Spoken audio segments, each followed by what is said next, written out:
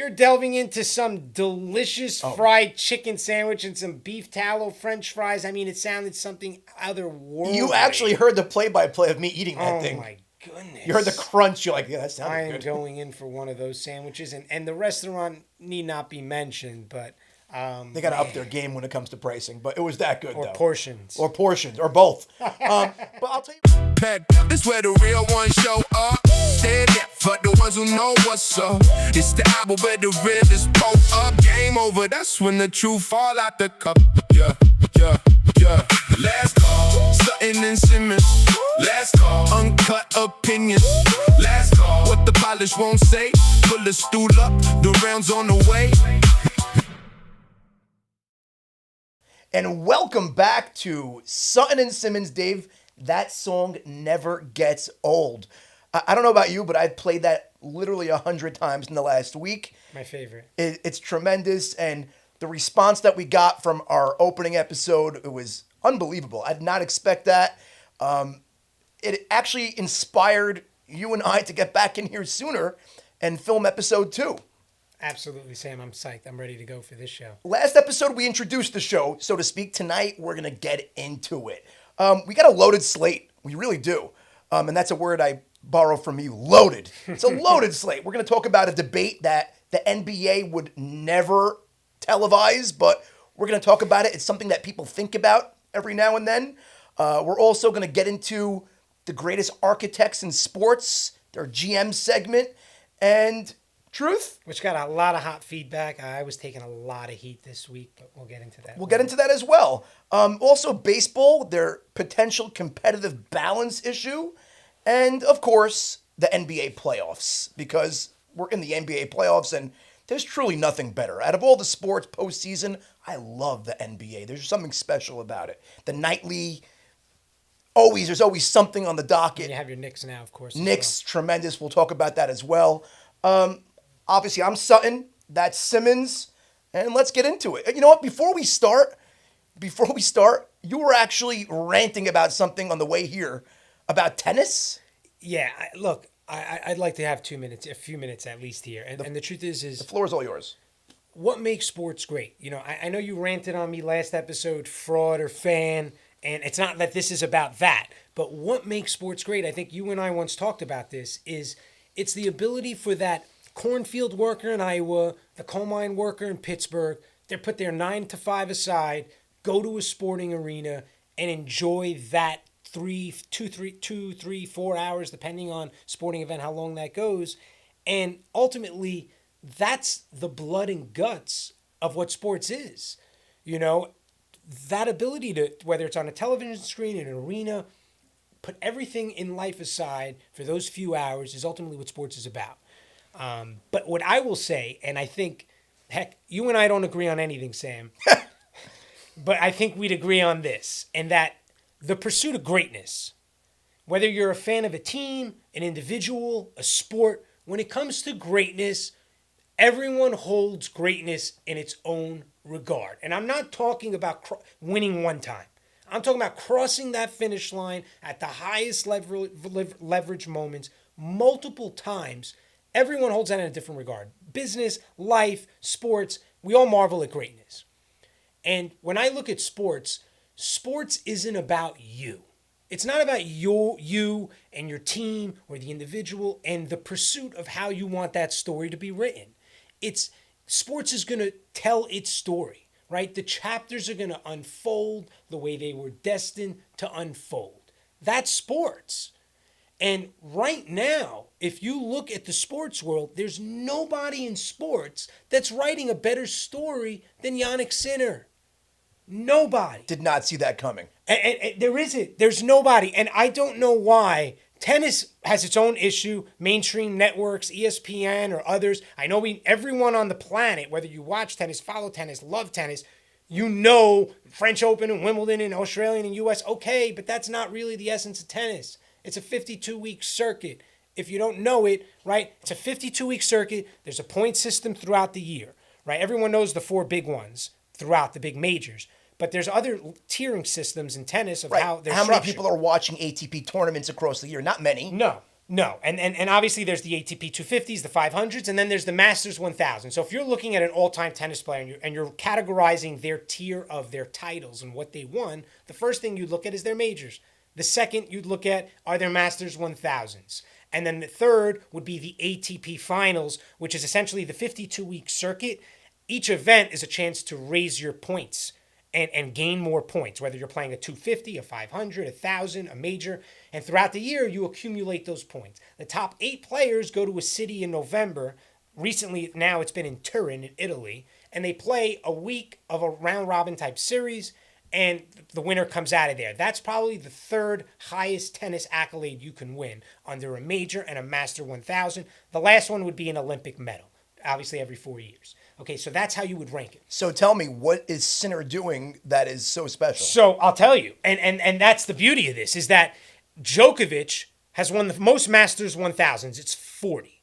Okay, the second guy under there is Nadal at 36, but as the detractors would say, Nadal, 26 of those 36 are on clay. Yep. So how much can we really take at it? Well, okay, the closest guy to the 40, 28, Roger Federer.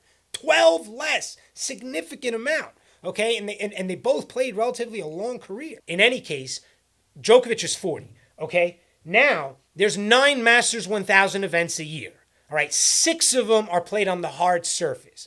Canada, Cincinnati, Paris, Shanghai, and then Indian Wells and Miami, which is the Sunshine Double, they call it, to start the year. 6 on hard and then 3 on clay, which is Monte Carlo, Madrid, and now Rome's coming up now. They're doing all the qualies, and now it's coming up. But those are the 9. So now, if you're going to really, there's only one guy. Now, take this into account. There's 9 Masters throughout the year. There's only one guy in the history of tennis that has won all 9 Masters 1000s. Okay? Djokovic. They call it the Golden Master. All right? So now, Sinner, you asked me the question, what is he doing that's so great? Well, now he's won the last 5 Masters 1000 matches. Last 5 Masters 1000 events dating back to 2025. Paris, and he's won the first 4 to start this year. He won back-to-back on the hard surface, Indian Wells, Miami, and then he won Monte Carlo, Madrid on the clay. So he has the last 5. What country is he from? Italy. Maybe that's the problem. Well, he's now won 24 straight matches. But get a load of this. He's won 56 of 58 sets. That's insane. 56 of 58 sets. Forget winning a match. You can't win a set off this guy. You can't win a set. He's won the first 4 Masters 1000s to start the year. He has 9 Masters 1000s in his career. But if he wins now in Rome, which he's all betting odds favorite to win, he will have won the Golden Master and would have won already at the age of 24, and he's still in his age 24 season. He would have won the Golden Master, all 9 Masters 1000s. Djokovic, only guy to do it, did it in 2018, was 31. So what are we talking about here? Where is he ranked right now? What Sinner, number? he's number 1. He's the number 1 player in the world right now Okay. in ranking. Obviously, Alcaraz has now been out, but he overtook Alcaraz with the recent win against him. But then Alcaraz now he's out. He missed Madrid. He's gonna miss Rome, and he's also gonna miss Roland Garros. We'll see if he's back for Wimbledon. But the bottom line is Sinner's 24. He's 81-8 in his last 89 matches. It's ridiculous, and nobody's talking about it. So my question to you is, why? Everyone loves sports. Everyone say, I love sports. And last week, you killed me. Fan or fraud, right? You don't like a team. Okay, go like a team. Go like an individual. But Tennis is different. It's an individual sport. Yes, but my point is, it's still sports. It's a sport, and the athleticism and the grueling taxing, the conditioning involved, the training. My question to you is, at the end of the day, and I'm not going to keep going on here, is the fact is if you love sports, if you truly appreciate sports, how can you really tell me you love sports if you're not following Yannick Sinner right now? So I think I alluded to a potential answer. He's not American. And for us here in America, we're very biased, especially when it comes to tennis. Like, truth is maybe not, because we see Rafa, he took America by storm. Same thing with Roger, took America by storm. but we haven't really had an American dominant player in quite some time. No, it's of course. But if you look at the sport right now in terms And I of will tell you this. competing, Americans are competing. I'll also tell you this. They are competing, but there's a big issue with tennis. Like you said, it's always on at the wee hours of the night. That's true. I mean, it's not easy to consume tennis live. It's usually you're watching replays, or you're not, or it's on at 3 a.m. It's something in Australia or something that's going on. It's a problem, and that will never change because it's more of an international type sport. And you should know what? It's also a problem to the physicality of the sport. These guys will finish an event late at night or finish a match, let's say 2 a.m, and then they have another match the next day. It's kind of grueling. And also, like you said, in terms of the Americans, they are competing. But also tennis, a lot of people will detract from it because they'll say, oh, it's so top heavy, only the top guys win. But you know what? The history of the sport's like that. It's always been 2-3 guys, Connors, McEnroe, Boer, right? It's always been Sampras Agassi. It's always been a rivalry within. It's funny. You say Sampras Agassi, that was the golden age of American tennis. Yeah, of course. And they were both going out at the same time. Of course, but you know what? McEnroe was unbelievable, right? Connors was great. You still had guys, of course, that they probably set the foundation for when, Sampras and Agassi. And I had high hopes for guys like Marty Fish that just never panned out. It's a phenomenal documentary. I will see. I did not see that. Oh, my And James Blake, remember that? that? It was worth going on this rant for whomever is watching this podcast. Right. Can now go watch Untold. Seriously, that is one of the best docs that I've seen in sports. And another guy that didn't pan out. I think it's the best of Untold. Really? Yes. Another guy that didn't pan out was Blake. That Blake Agassi match was tremendous. Bad injury. He had a bad injury. Yeah, so like American tennis, I guess there is. It's also a rich man's sport. You have to have trainers. You got to be in tennis clubs, and it's very hard for Americans overall as a culture to really like gravitate towards that. That's why you see the best athletes in America are usually basketball players, right? Because all you need is a ball and a park hoop. That's all you need. Sure. Baseball is a problem also. That's why most of the Dominicans and but also we can say that, but you know what? At the end of the day, there's always, if you don't think that teams or programs or community teams representing community centers or schools, everyone's always going to help. There's always help involved. There's always a family or 2 families or 3 or whomever that are going to foot the bill. Are going. Well, maybe there's families within the AAU team or the school team or the community team, whomever, which will fund more, knowing that hey, it might cover the difference of other people that won't. But also, if there's a quality coach there, like he's going to do what he needs to make sure that kid can be on the team. And that's not going to understood. His finances aren't going to affect his participation. But honestly, it's not just tennis. Sports everywhere is changing. There's different pipelines across the board. There is different systems, different styles of play. And nowhere is that more obvious than where? The NBA. And I guess we'll use this as a transition to the NBA. And I'm going to ask you an interesting question. That's interesting. Really interesting question. I'm going to throw something out there. I mean, people think it, but not many people speak about it. Who would win a best-of-7 series? And I'm kind of like changing the direction right now, but purposefully. An all African American team, an all black team, versus the all white / European team. Now, the reason why I'm bringing this up is because you just said something about where all these tennis stars are coming from. That was never a suggestion for for the NBA currently All-Star game? I thought Of course not. Right. The all black versus the all white team? Are you crazy? I don't know if that was... Dude, that's the first time that this has ever been suggested. It's got to be. Okay. And I always think it, but now it's more prevalent than ever. Go look at the last just bunch of MVPs in the league. Right. They're all international. They're all big time. You have Jokic, you have Luka, you have Giannis, you have Wemby, and not Wemby, but he's coming. He's coming. Win, yeah. You have Embiid. These are all international guys. But now look at the all African American versus the all. We could do a starting 5 if you want. It's interesting you said that. I mean, the fact that I thought I might have heard that before, so I don't know why. When you mentioned it, it rings something, but I guess it's never been brought up. But I mean, it definitely has been brought up. Right. I don't think it's another been radio about. Maybe. Yeah, exactly. But the reality is you touched on a point in terms of sports changing with basketball and the globalization of it. Of course, I remember growing up with the Mavericks having like Eduardo Najera. Like, you know that name. That was like when the NBA was minimal. Like if you know Eduardo Nara, you know like that's when the NBA really didn't have much international players. Right. Of course, the Karollenkos of the world, and the other big from Utah that I'm blanking out on that played in those series with the Lakers. I'm blanking out. Not Ostertag. No. In the mid 2000s ish, but blanking out. But in any case, the fact is you're right in terms of the prevalence in the sport, and I'll even go deeper than that because I'm a college guy, and I can bring that aspect. So when you mentioned it, in Before you say, you're going to say Hurley's influence?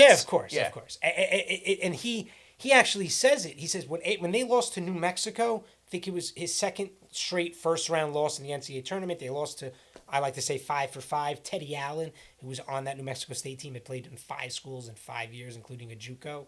But in any case, he talks about him and his staff, and they went, and Luke Murray, who's now went to Boston College, took over that program. He's going to be terrific. But, everyone says that Luke Murray was a huge part of that staff. Of course, they have Kamani Young, but a lot of people credit Luke Murray as the offensive brains of that staff, Bill Murray's son.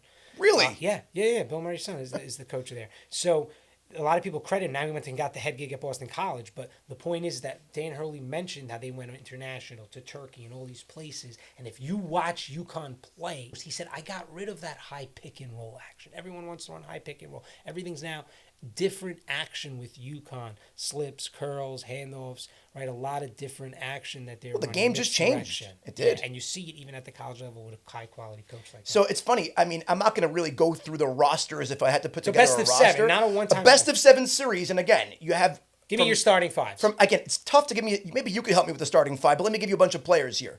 Out of the all-white team, we'll call it / European team, you have Jokic is in the lineup. Let's go starting 5s. All right, Jokic, Doncic, Luka, Chet, Chet, maybe Marketing cracks the squad. I would go Cooper Flagg, Denny Advia.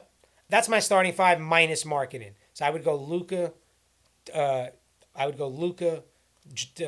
course, Jokic, Avdia, Chet. I didn't even say DeMontis Sabonis. Yeah, I mean, of course they're deep. And then we talk about the guards, Reeves and Hero. And There's a lot of guys. Tyler Hero's great, Yeah. exactly. But Advia's starting. Now, if you look at the all-black team, which sounds funny to say, It would be and Cooper Flagg. Avdia, Flagg, Doncic, Jokic, and Luka. Luka, Jokic, Avdia, Flagg, and Chet. It's a great team. Yeah, it's a lights out team. And the other team starting 5, Other I team, would say. Yeah, let me just say, you have Shea. He's starting at guard. Mm-hmm. But there's a problem with the all-African-American team is, what do you do with guys that are ball dominant like Shea versus Cade? Who gets the spot? Also, is one of them suited to play your 2? Right. No, you can't. Because where are you putting Tatum? Steph. Steph's your 2. Steph's your He's 2. healthy. Right, exactly. But we have Shea. We have Tatum. We have, I guess, Donovan Mitchell. You're going to put Yeah, you have Curry, Anthony Edwards, LeBron, Anthony Edwards, Kawhi, Embiid. Jalen Brown. What a team. Brunson can make that team. Brunson's off the bench. I mean, it's ridiculous. Who wins? So who wins the best of 7 in your estimation? Well, to me, that starting 5, I would probably go Shea. Because Shea and Cade both have to have the ball, so I'd rather just interchange. I put Steph at the 2, I put LeBron at the 3, Kawhi at the 4, and Embiid at the 5.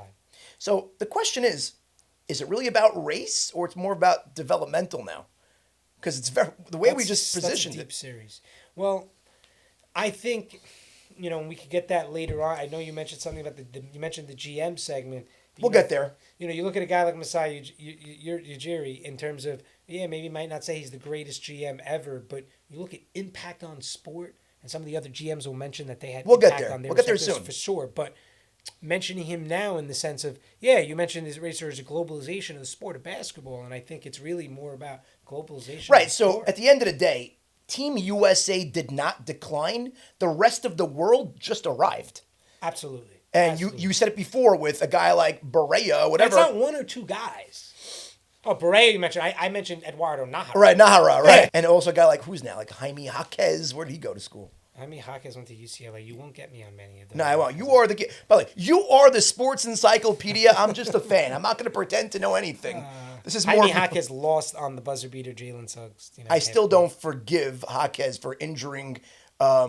Who did he injure on the Knicks? He ripped out his shoulder. Oh, Julius Randle. Oh, that was terrible. That was disaster. That was terrible. Ugly. That was terrible. Okay, anyway, And then his sister now won the championship and now got drafted in the WNBA. Okay. Yeah. The Hawkesses are talented. Yeah, they are. Let's segue into the general managers, the architects of the sport. These leagues, all the leagues, they're dramatically changing the way they're put together their squads these days. And we're talking about the last 4 to 5 years. Yeah, best. It's mentioning that we probably have to also have a worst GM segment for the clown. We in could maybe Boston. we'll do that a different time, but let's talk about the greatest architects in sports because everyone gives credit to the head coach, everyone talks about the owners.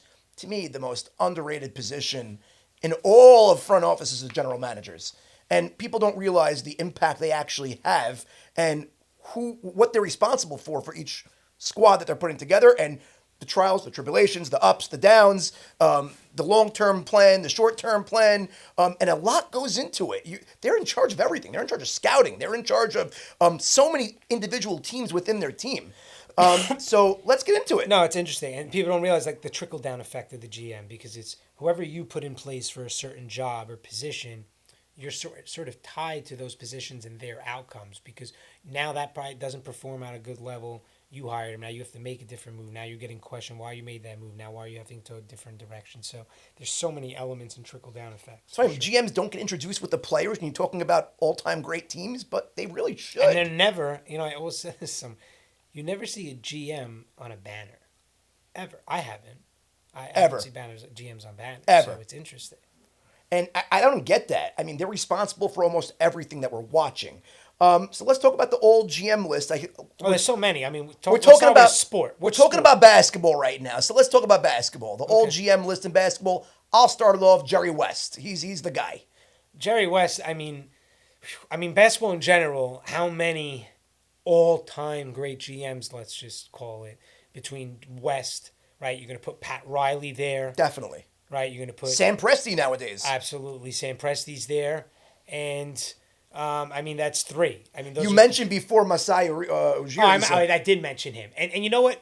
He's an honorable mention, because what he did overseas, I think, with the sport is mentioned, and you could argue championships won, and I think longevity and how many you've won, and also, not to peel it back, but if we're categorizing GMs, right? What's the categorization for what makes a GM great?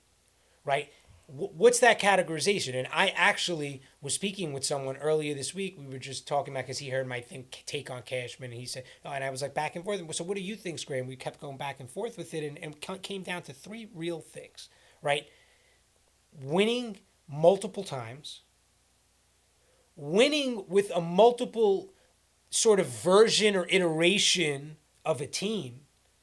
Right? Can't just win with the same sort of style team. And that happens all the time. Being able to retool and re-go. And that's what I always talk about with Cashman. It's just retarded that the Yankees just keep going and churning because he's doing it with just this minimal percent he's got to work with on his payroll. You mentioned you always say I like saying local flavor.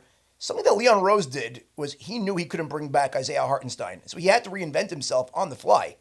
And he did a great job retooling because look. 100%. So that's another thing. So it's multiple iterations or versions of a team. And then if can the last one, and I'll save this for last, because it's can you win multiple times? Wow, that's great. Now, can you win after that team has now left? The banner's up. A monument's been built. Those dudes are out the door. Like can you go do it again? Like with Giannis in Milwaukee, they couldn't do nothing. Well, correct. Exactly, 100%. But at the same time, they didn't even get to that level, right? Winning multiple times is the first level. Then it's winning with a multiple. After you've won multiple times, can you go now do it with a different version? And then can you do it with multiple different franchises? Right. To me, that's the most important. Can you do it 2 different organizations? And that's why I guess we'll get there in a minute. Errors is important too. Can you do it in 2 different eras? Can you win in that's 2 tough. different eras? That's tough. But a guy like Theo Epstein, who we'll talk about, I guess, coming up when we talk about baseball, he broke 2 curses. We mentioned his name last episode about he should be the Mets guy if they ever. Well, let's. You said basketball, right? Let's start basketball. So we said those basketball. So Jerry West, right? Jerry West. We talk about Showtime Lakers, right? Then you can move into the Kobe and Shaq, right? He brought over Shaq, drafted Kobe. Everyone talks about the draft night move, and then people don't talk about this much. What he did with the Grizzlies. He actually won an executive or the award of the year Year of the award, Executive of the Year award with the Grizzlies with Powell. In that team when they were young, the Gasol brothers.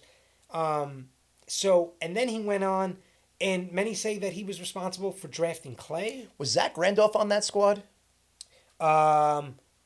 I don't believe he was. Zach Randolph was on the Blazers still because he came in through the Blazers. Oh, so that was before Zebo. I don't think Zebo's on that team on the two because the Grizzlies run with West was like 2002, 2004 type. I don't believe he was, but in any case, and then he went whatever it was with the Warriors. Many say that he was responsible for drafting Clay. So you just named 4 individual franchises that he heavily impacted. That's why I think he's number 1 in terms of the NBA. Yeah. Yeah, I mean, but you know what? Then you could on the flip side, he also had one very bad one with the Clippers on the back end. It's okay. He single-handed, but yes, okay, for sure. What Riley? You look at Riley though. Don't get me started on Pat Riley. What did he do? He ruined the sport. No, he ruined the sport. Why? Because he had the intuitive mindset, and he had the intuition and the vision that he was going to keep his books. Okay, many could talk about the players that went to Miami. Well, you have to be smart enough to see ahead, and there were only very few teams. Yeah, the Knicks did the same thing. Cap open to bring in that type of. Donnie Walsh did the same thing. He just didn't land the fish. I mean, Pat Riley, by throwing his rings on the table, the infamous story with LeBron, Bosh, and Wade. They also had Wade to work with. They also had to take minimal play cuts in retrospect to what they would have gotten out in the open market. Understood, but that... Okay, so Pat Riley making the trade for the big kahuna for Shaq. That didn't matter? No, of course. I'm not taking anything away from Pat Riley. What about 2020 going to the finals? And then everyone says, it's COVID.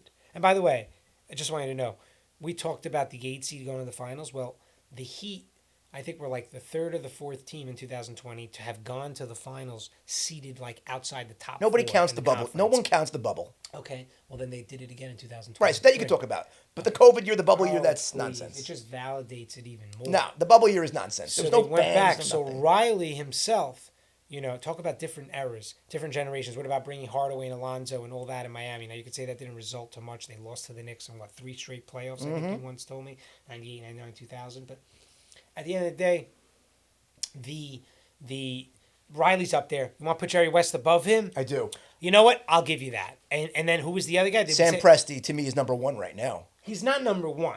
Right, there's a hierarchy here, and there's still time. Today. Today, that's different, but we're talking about all time, right? Presti, he's building up, and many say, by the way, Sam Presti drafted Tony Parker. Yes. That wasn't an R.C. Buford thing, so that gets overlooked. Funny, we didn't mention R.C. Buford. Right, we didn't, and then Masai Ujiri. Those are sort of honorable mentions, but with him taking Tony Parker, I would assume there's even a bigger role that Presti had when he was there that we don't even get let on with. So at the end of the day, I wouldn't even put those other 2 there. I would stick with those 3. I'd go West, Riley, fine, and him. Now baseball's probably no, but let's move on. Let's look at football right now. Football, we have Belichick, we have Parcells, we have. Those are the 2 big guys. No, and Howie Roseman, you could put. Howie Roseman, and you know what, Parcells, by the way. It's interesting you mentioned that. And where did you pull that one? You probably pulled that out from your Jet fanhood, of course. I'm a big Parcells fan. Yeah, and I got it from the Cowboys in 08-06. Whichever franchise Parcells touched was a fan of him. But also the franchise turned to gold. So we know with the Giants, and obviously that's not me. That's a little bit before my era, but everyone knows. Then you could just keep moving. What he did with the Patriots. Look at the Jets. Wait. Look at the Jets. And that's the biggest turn. Doesn't make sense what he did. Right. He came in. He brought Curtis Martin. He got Vinny. He got Keyshawn was drafted, and then that team went from literally nothingness into we're in the AFC Championship. It was a 1-15 team. Yeah, that turnaround was so stark, and it's unfortunate what happened. Opening day in '99. Al Groh, what happened? That's also a problem. That's. But the Al Groh. But the Jets, for the first time, and I don't even know, they were the preseason favorite to go to the Super Bowl, them and the Vikings. And then Ray Lucas was starting quarterback. It's insane. I love Ray. Met him a few times. Does a great job at SNY, but he wasn't it. And then, obviously, the whole thing with Belichick and all that. So, all right, you said Bill Parcells, right? So I said Parcells, incredible. Then he goes to Dallas, and what he did with Dallas was unbelievable. We were 8-3. Playing for first place in the NFC against the Panthers. Now they whipped, I forgot who that game was. It was a Sunday night game. We lost. Might have been we lost that game. We ended up playing the Panthers. Steve Smith, I believe, in that playoffs, 03, we lose. But regardless, what he did with Dallas, and then you don't realize the staff he had in Dallas, Sean Payton, Parcells developed Romo. Right. Romo was there for 4 years. He came in 03 and then developed on the Sean Payton. Cowboys should have never, ever let Sean Payton walk out that door. It's one of the biggest mistakes. And you know what? Something you can knock on Parcells is that he never let his understudy take the mantle. Because he's got the persona. Controlling. And you know, but that's it's a what makes him lesson great. learned. It does, for sure. But on the back end of those tenures, he could have ushered in the new generation and still maintained his imprint on the franchise. Maybe he felt burned what happened with Al Groh. And he said, look what happens when I let my understudy take over. He turned the Jets back into a train wreck. Yeah, but that should have never been because Belichick should have been there. Yeah, well, Belichick is the biggest. But you can see that, but it was Parcells that I don't think ushered in that generation right. Okay, so that's Parcells, and I think Parcells is tremendous. Now, you're not going to put him above Belichick. No. And Belichick, for what it is now how much of Brady are you putting with Belichick? Well, Brady won without Belichick, which makes you ponder the question. Of course. So that's a big that's a big thing. The biggest detractment on Bill Parcells is the fact that Brady went with Tampa. Because you're like, hey, maybe it was Brady. Maybe it wasn't only Bill. But listen, Bill, to me, as a Jet fan, I hate him with all my heart, but he's the best of the best. There's no one that builds a program better than Bill Parcells. And you know what? People don't realize this. The Patriots... I'm sorry, Bill Belichick. Yeah, of course. The Patriots are the only team, I'm 99% certain, that won a Super Bowl with 30-plus players on injured reserve. Troy Brown was playing defensive back. And I think there's a famous play against the Chargers in a playoff game. Chargers picked the ball off, and they're gonna probably win this football game. And Troy Brown came from behind, knocked it out, gets on the football. That was a huge thing and a huge play in that run. But yeah, Belichick was just an ability to do those things. And, you know, people could talk about Brady. But you mentioned something about reinventing yourself. That was what Belichick was master at. He knew exactly and precisely when to cut bait with a star, knowing he's on the decline and sometimes ushering in the next. Sometimes to a fault, affecting loyalty of what you pay for what Could you do However, instead of what you're he was so cutthroat where it became, this is business as usual for the Patriots. And everyone knew that. You're coming into this program, we're here to win, and if I'm no longer a viable asset, that's funny. Viable asset, then I know I'm out. And it happened. It happened with their biggest and best players, which is crazy. Let's move on to the next sport. We mentioned basketball. We mentioned football. Next up, we'll go to... Well, I mean, come on, there's only one more. I don't want to... We're going to go baseball here? Yeah, we'll go baseball here. You mentioned about Brian Cashman, and... I took a lot of heat. And as you should, you made some valid points. I don't know. I'm not that big of a Cashman guy because I know that Bob Watson and Stick Michael built the dynasty and the only Do we both agree that for the better part of, let's say, the last 7 years, the Yankees have been in a standstill number, and it could be even longer than that. You're a much bigger Yankee fan. You're a more diehard Yankee fan than I am. I know, I watch, I keep up. Listen, I'm the fan, you're the encyclopedia. Diehard. Simple as that. Right. At the end of the day, doesn't it feel like the Yankees' payroll numbers, I know they're one of the highest in the league, but for the last 7, 8 years, they sort of maintained that same number, right? So here's something that no one talks about. It's not about what your payroll is.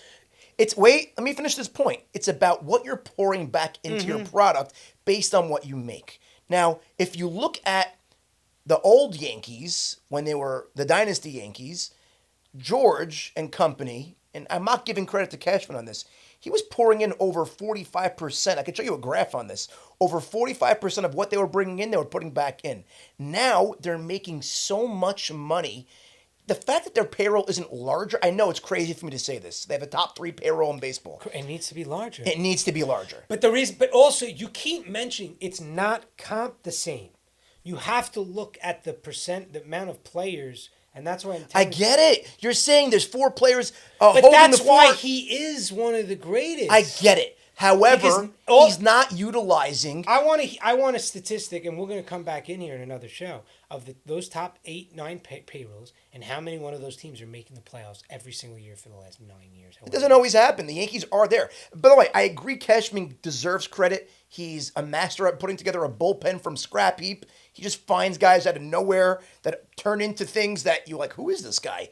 And that's been dating back for years. That's one of his strengths. Putting together a bench this year, it's good, but in years past, I love their bench. It's funny you mentioned that. This year, it's pretty good, but in years past, So Cashman gets credit. They were in the World Series a few years ago. They got clowned in the World Series, but they were in the World Series. They're always in the mix. At the end of the day, you could talk about, I'm not going to give him credit for 09. No, he gets credit for 09. Right. He gets credit for 09, even though that was, by the way, that's when they spent. That's when they brought in Cece and Burnett and Teixeira and Swisher, and that was that class, along with the core 4, that's what they needed. And I think they're realizing now, and I mentioned it a little bit last episode, but they're realizing now the sense of urgency is now, and they're making moves quicker than ever. Right before we went on air, they actually announced, because Dominguez got hurt, he ran into the wall as a shoulder contusion. Wow. They're bringing up Spencer Jones. Let's see what happens there. And their leash is very short with these guys. They're giving them the opportunity, and if they're not performing, on to the next, and I love it. So right now, I'm actually pretty happy with the direction. And I said that before. I'll keep on maintaining that, and that's why they're in first place. But who else in baseball? And you're not okay. So who else in baseball? We said Theo. Well, Theo fits the bill in terms of multiple franchises. Probably multiple different type versions of a team and such. But yeah, I mean, he broke 2 curses. I think you mentioned that on the last podcast. Yeah. He broke 2 curses. That's huge.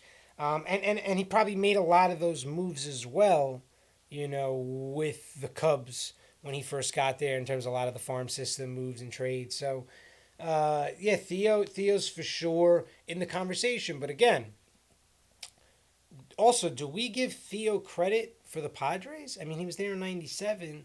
They made the World Series in 98. Vaughn, Hoffman, Gwynn, core of that team was there. Ken Caminiti? Yeah, I mean, do we give him credit for that? That's another thing, but he was there, then went to the Red Sox. Also, if you look at Theo's career, much shorter. Like Cashman, for whatever you want to say, who was responsible for the Yankees in the late 90s? I feel like Cashman's part of the... Cashman's been there from 98. He's going on almost 30 years. He's there before 98. I mean, correct. At the helm. At the helm from 98. Yeah. It's almost 30 years. So Theo's career much shorter. Like, Cashman's been taking a team with 95 wins for the last decade, while Theo's been kicking back. And he's been taking a team to the World Series. I always equate... And his scrutiny has been at the highest level. So I always equate, and it's funny, it's an interesting comparison. Theo Epstein's like Billy Joel. His career was not long. It really wasn't. Right. However, every one of Billy Joel's songs are huge hits. Right. Cashman is doing more of the 30-year, 10-year, I'm touring forever. I'm not actually a big Billy Joel fan, but it's interesting because it's a short career. People got angry at him. Why'd you retire so young? Why'd you stop writing music? Right, like you didn't have to. tennis and such. He didn't have to. Mm-hmm. He was the top of the game. He was the biggest draw, and he's a first ballot Hall of Famer. And no one's ever disputing the greatness of him in their respective industries. So it's a very good, at least to me, a good comparison. Right. And no one's ever going to say bad about Theo. And it's going to take a lot to pull Theo off the couch because what does he need it for? But he's still relatively young, so who knows? He might have a second act in his career. That's that. And then... So you put Theo over Cashman? I put Theo over Cashman because the short, truncated time, the amount, and what he did and who he did it for is super meaningful. You're going to regret that, right? Maybe. Probably. Possibly. It is what it is. I say stupid things all the time. And then that leads me into the next guy, and he never won... But to me, he changed the sport. Well, and not only the sport, I'd go to. He changed sports, and that's Billy Beane. Billy Beane. What about Friedman? Friedman, he's very highly regarded, but how hard of a job is it to do what he's doing? Well, what about his run with the Rays? That's why he got this job. But where did Friedman get the concepts from? He got it from Billy Beane. He invented the whole Moneyball concept of where are all the franchises allocating their dollars and where can we maximize in the market with a low budget. That is a concept that never existed before. So, yeah, Billy Beane never won. And the furthest he got was losing to the Yanks every year. Well, it's funny you say that. So the A's, Billy Beane, anyone growing up, I was a little kid. I was a young kid at that time with the A's. Hudson, Mulder, Zito, Jambi. They were loaded. And Damon. and the A's, I was actually a Yankee hater. I grew up a Met fan, like I told you. So I was always watching the team against the Yankees, and I knew that team as much as any team I ever knew. And those A's teams, if you look at it in Bean's tenure, between like 2000 and 2006, they were in the playoffs pretty much like 5 or 6 out of those 7 Led years. by that rotation, though. For sure. Well, let's not die. Jermaine Dye was great. Johnny Damon, Giambi. I mean, they had pieces there. Chavez was terrific at third. They had a great team. You know, yeah, they had a tremendous team. Tejada. So yeah, Tejada at short. So my point is that they lost from 2000 to 2003. They lost 4 straight series in Game 5. Yep. 2000 was to the Yanks. 2001 up 2-0, the flip game. Yep. I think The Jeter game. Yep. right. And then I think 2002 probably maybe the Twins, and then 03 up 2-0 to the Angels? No. Who would they play? Maybe it was the 02 was the I think the Yanks lost to the Angels in the first round. Yeah, correct. Yeah. The Rally Monkey. Yeah, the Rally Monkey. But forget that. Yeah, the Angels. That was the K-Rod year. Correct. That was the year they won the World Series, and that was the year Spezio, right? That was, people don't know, Dusty Baker comes out to the mound. Yeah. Right? What an idiot. Guy, he took the ball from Russ Ortiz, right? I'll never forget that. Gave him the game ball, and then they come back in, and that Angel team was fun. Erstad, Gloss. Love that. Love that team. Anderson. I mean, they were terrific. But I mean, I hated that team because takes the ball from him. Who was their closer? It was don't tell me. who on the Angels? Percival. Troy Percival. Yeah, Troy Percival. But that team was unbelievable. Gloss set the record for like homers in the postseason that year, right? But that 3-run bomb it was 7-3 in that game in Game 6. That team was magical. It was 7-3 in that game, and then they beat the Giants. They beat the in Game Giants. 7. Yeah. By the way, talk about Barry Bonds Bonds. was phenomenal. Yeah. That so was one of the few serious. times you say, does the losing team player get the MVP? Unbelievable. Bonds was ridiculous He was that ridiculous, postseason. and that was such a fun series. And how the heck did I get to Scott Spezio hitting this? Scott Spezio.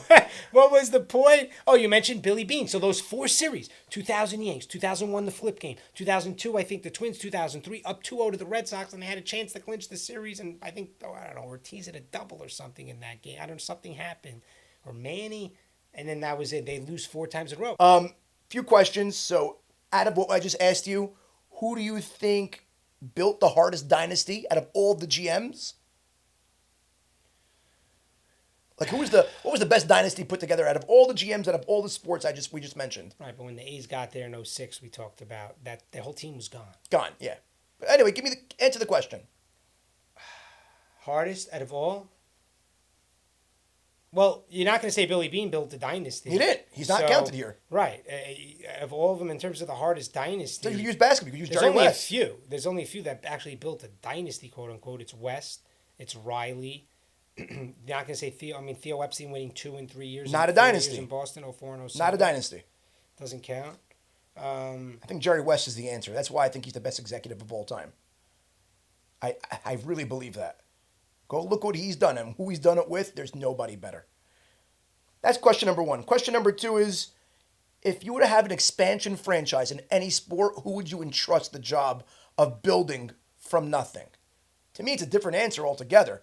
To me, my opinion, that's Billy Beane. I would go Billy Beane, too. Because he could just make something out of nothing. At nothing, agreed. I Right. would go Billy Beane. I'd go What do Billy you Beane. think matters more, championships or longevity? So that ties back to your Cashman longevity versus the Theo short amount of time. Well, longevity can't trump not winning. You have to win. Right, so You have to Theo won twice and Cashman won once. I would 1,000,000% that Cashman has had a better career than Theo. Longevity was. No, career. He just built the team that went to the World Series 2 years ago. That, oh, by the way... Got clapped. No. Okay? Outclassed. If Anthony Rizzo knew how to cover a first base, right? And we know Cole made a mistake, but please. I mean, this guy, Anthony Rizzo, what he did in that place, Come on, Anthony Rizzo. To me, that series. Okay, but even that, and then earlier in the series, Now having Nestor Cortez in the mound in the ninth made no sense. That was bad. Understood. So those two games, anything could flip, and next thing you know, you're in a game. I 6. agree. But I agree. But okay, the Dodgers were significantly better. But my point is this: he had his team on the cusp of winning in a not fair situation. The Dodgers are carrying all that money deferred. Yeah, but that's. No. I said this last time. Everyone could do that. No, but not everyone's gonna do it. That's the point, Sam. That's the point. You could say everyone's gonna do it, but do it. But you know what? It's not true. I'll tell you why. Because if you're not, the Dodgers' edge, and you could say everyone would have done it. And I'm saying not everyone could have because of the proximity. You're saying they're near Japan, and that was huge. Okay. It was going to come down to those teams on that coast and proximity. And at the end of the day, the Dodgers can do it now that they got a whole nother world of fans. Yeah, and they also have unlimited money. They do, but they truly offset that by not just. It's different than saying, you know what, I'm going to go get Scuba. You're not getting fans in another country, another planet. And all that revenue that's coming in through Japan is stupid. That's why Artie Moreno. You could put him. You could put, what's his name? The dude from the Pelicans I talked about, Joe Dumars. I don't know how these dudes are in the sports. Makes no sense. It makes literally no sense. You're sitting on a generational talent and you let it walk out the room. It makes no sense. And he was willing to stay, if you remember. He was willing to stay, Shohei. Let's just keep it on the baseball world of things. I feel like the system is just broken right now. I keep hearing about that there's parity in baseball. No, there's not. Look at the AL. There's 2 teams above 500 in the American League. That's insane. There's great teams, and then there's just putrid teams. And is it because there's no salary cap? Is it because the revenue sharing system is broken and the low teams are not spending and putting it back into their squads? Could be. For now, for sure. Like you said with baseball, it's a problem. Yeah, it is. Look at the Athletics. Look at the Pirates. Look at the Marlins. Those teams should be banished. But that's been going on for years. Right? It should be banished. Yeah, but that's been going on for years. Again, now, like you just talked about, are there really good teams in baseball? I'm not going to sit here and discredit the Yanks, the Braves, the Cubs, Dodgers. I think the Padres, are probably 10 over, something around there. I'm not going to discredit those teams. I think the Cardinals now are playing good baseball. What that organization does, now with some of these guys, Weatherholt and Walker, it's just nuts. They're always, and then they lost the kid.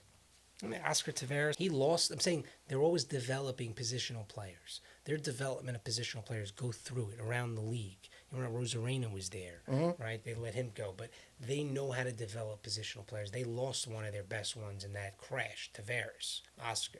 So that organization is special. But yeah, they're, I think, 7-8 over. But yeah, I think what you're saying is a great point in terms of, is there really a bottom out? And you always scream about it, is the money. Teams, what are they bringing in and what they're spending? It bothers me because... Does there need to be... Let me ask you this, Sam. Does there need to be a salary cap floor as a minimal amount that teams have to... So when next year, when the CBA is expired and we get to that point, I think that's going to be a big...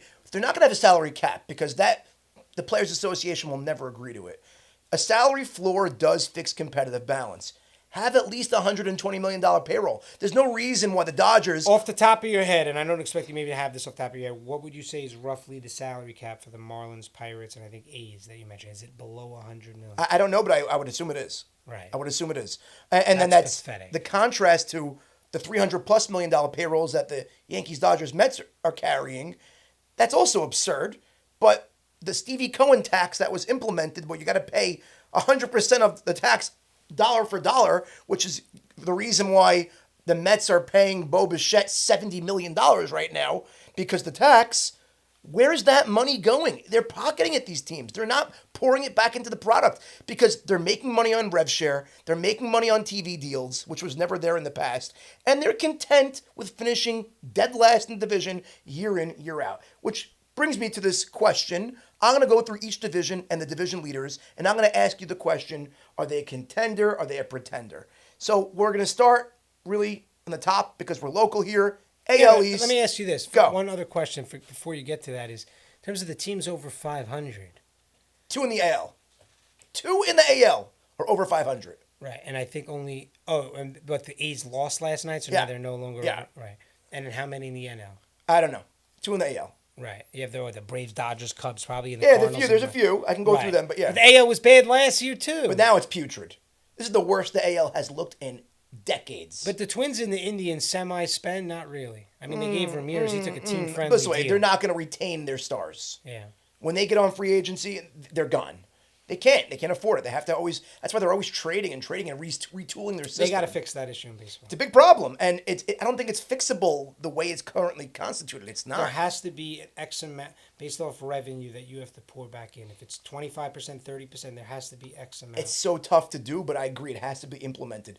All right, you ready? Pretender, contender? Pretender, contender, and we're only not even a quarter way through the season, so this is a very premature conversation, but... Right. AL East, we have the Yankees who won today, 26-11, nipping at their heels, a half a game or a game behind. We have the Rays, so I'll put them in this conversation as well. So both those teams, I think the Yanks, just the way they're built, they look like they should be representing the AL in the World Series, and if not, the Rays are right there. I mean, and the Yanks are still missing. Yeah, and they have the whole cavalry of pitching coming back. So they're only getting better. They're only retooling, and as we know, at every deadline, credit to Brian Cashman, which I hate to do, but he always restocks that bullpen. What's your beef with Cash? He did stiff me a few times. I was I knew it was something. You see, I knew it. And you know, that's what got you even more. I sent you that picture of you and me and Cash. Cashin, and I knew by your response. We're gonna put the picture on the screen right now. You and Cash. Look at it. I knew by that response that you gave that something was up, that something was nipping at, and there it is. So I actually have his number, and I've texted him a few times. He one time gave me a one-word reply or one-letter reply, like okay or whatever, and ever since then, he blocked my number. Do you have access to his email? I'm gonna reach out to him, send him the picture. I might be able to get him on. I'll give you his WhatsApp number. Okay. I mean, he blocked me, but I'll give you his WhatsApp number. Okay, let's move on to the next. AL Central, we have Tigers at. Well, Yanks and Rays. Okay, I mean, yeah, that's. I think it's a no-brainer. Those are the two. That's the class of the AL That's right now. AL Central, Tigers 18-19. I don't know what they did last night, but they're.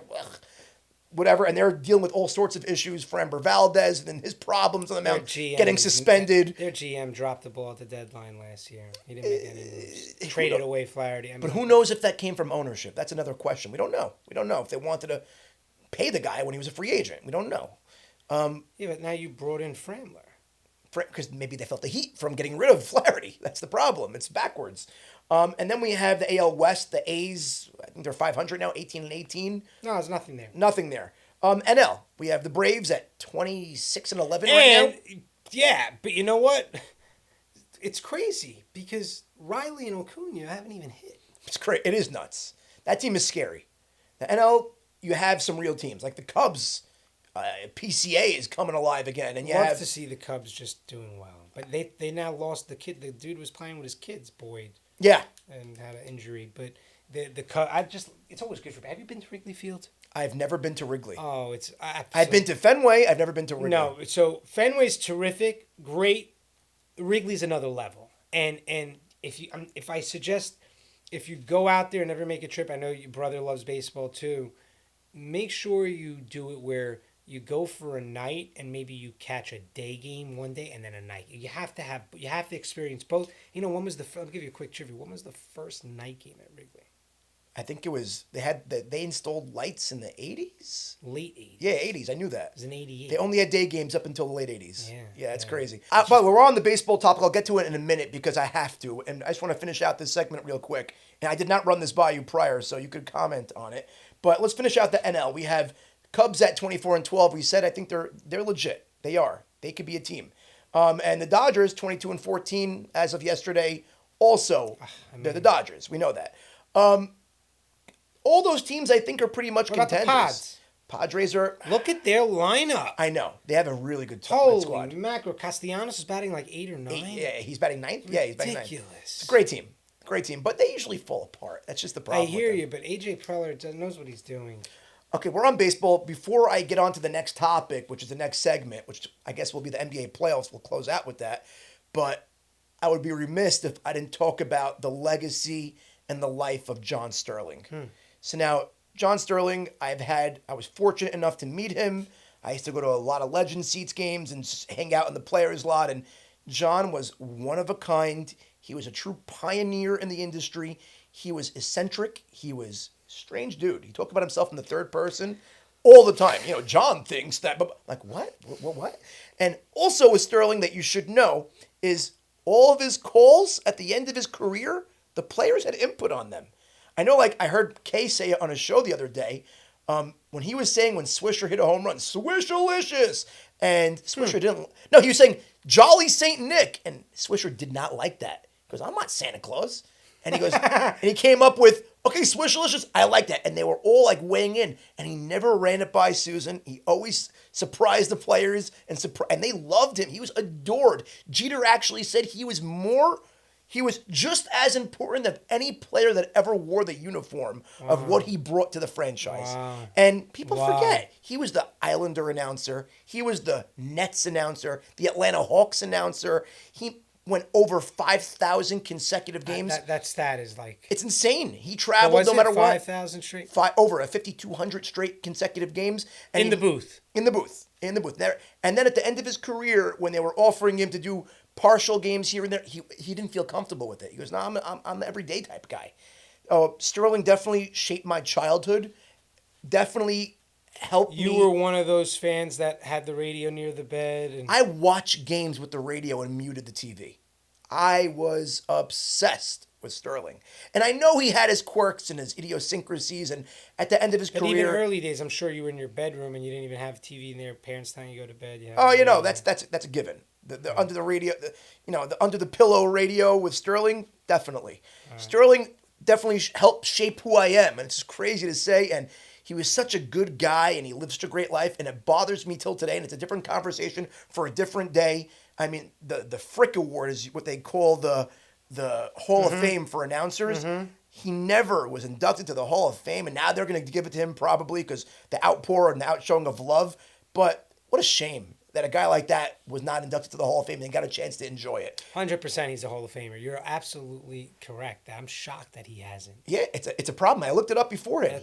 He was up there. He was nominated, never won. And it's nuts. The old Bucks, so to speak, they're all gone. You look at Scully. That whole guard is done. Yeah, Bob Uecker. Yeah. And now Bob Uecker. Bob Uecker, sorry. Yeah. Bob Uecker, yes. Yeah, Bob. That class is done, and that's why the current and now the new official voice of the Yankees becomes Michael Kay. Right. Because who else is the de facto voice? Not Susan Waldman.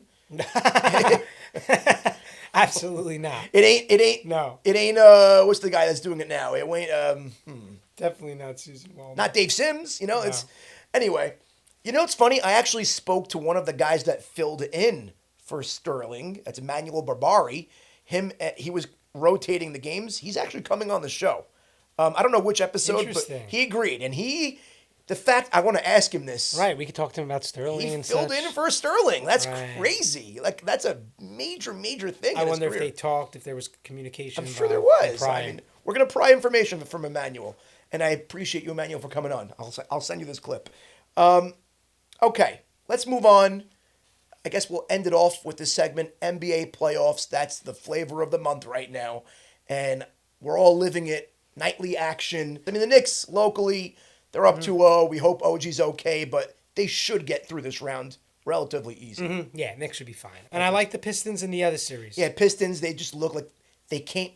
They actually frighten me because that's the one team that the Knicks really should fear because they blew their doors off during the regular season. When you sort of like meet your maker and get past them, who knows if that's going to happen again. Meaning the Pistons sort of met their match moment in the previous series, should have been eliminated. And they got through it.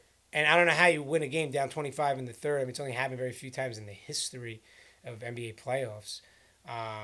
But the most vivid one that I recall, which is sickening, which was the Lakers-Celtics 2007 finals. Yeah, that was a crazy game. Game 4, Lakers, and then the Game 5 game was the Kobe steal against Pierce to finish. But the Lakers could have been up 3-2 going back to Boston. Instead, they were down 3-2 and got their doors rammed off in Game 6. Let me ask you this. Do the Lakers have a chance to make that a series? No. Okay, so Luka's out for the foreseeable future. He's not coming back. right. So the only interesting series, And Reeves just looks terrible. right? I mean, he's been off. It's just tough to adjust to the playoff speed. But so the only interesting series, and I think, I mean, we talked about in our previous show with the 7-game series. And I don't think we even have to get into that statistic because of this playoffs. Right. It doesn't look like this round per se is going I to mean, be the it. Minnesota. That's a 7-game series. Yeah, the Minnesota I San think, Antonio Sam. might go to 7. They look great. This is going to be a heavyweight dogfight. And Minnesota's terrific at home, so at bones bare minimum, I think that's a split back in Minnesota, and then we could be looking at just a 1-1-1 type series. I mean, yesterday's game, they blew them out, and Yeah. it was a different game from game 1. But For sure, I San Antonio had a break. I love the way Anthony Edwards was all up in Wemby's grill. And he's also coming off the bench now for those first 2 games. Right. So next game I think will be different back in Minnesota. I think that's a 7-game series. As far as NBA playoffs, I mean, yeah, I think it should Well, I be. want to ask you a question on the NBA playoffs. Mm-hmm. Do you see any stars emerging out of these NBA playoffs that people don't know about yet that are on these teams playing? You know, that's a larger part. That's a bigger conversation, and that's more about NBA is a lot about talent meeting opportunity, and whether it's a coach or a franchise or an executive or a team believing in a player and letting his minutes roll, or it's a player bending his role to fit in with a team. Like we're seeing what Cat is doing with the Knicks right now. He's becoming a facilitator. That wasn't what he was doing ever. Yeah, but Cat, we still held Cat in a certain regard. I'm talking about more like players that haven't got opportunities, like Cat, like Ayo Dosunmu, who just scored 40 in that game. Like, people don't realize that every guy in the league is so darn good. It comes down to a coach and a team instilling confidence. I told you this on the first one of our other episodes, or when we talked off the air. Confidence is the ultimate Hooper illusion. Speaking about talking off the air, David and I, we chat every so often, and we like to talk about the show and what we should do and some ideas. This morning, or wasn't this morning? That's the problem. this afternoon, No. I said, Dave, what time today? You're not going there. I'm going to say it. Dave, what's going on? What time today? Yeah.